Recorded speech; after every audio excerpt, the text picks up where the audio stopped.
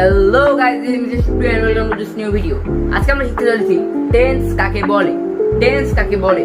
ক্রিয়ার সময় বা কালকে টেন্স বলে, অথবা আপনারা বলতে পারেন ভার্বের সময় বা কালকে টেন্স বলে। কেননা ভার্বের বাংলায় ক্রিয়া এবং ক্রিয়ার ইংরেজি ভার্ব। টেন্স আবার তিন প্রকার, যথা present tense, past tense, future tense. Present tense, past tense, future tense. Present tense, past tense, future tense. প্রেজেন্টের অর্থ বর্তমান এবং পাস্টের অর্থ অতীত এবং ফিউচারের অর্থ ভবিষ্যৎ। প্রেজেন্ট বর্তমান, পাস্ট অতীত, ফিউচার ভবিষ্যৎ। প্রেজেন্ট টেন্স আবার চার প্রকার, যথা present indefinite, present continuous, present perfect continuous.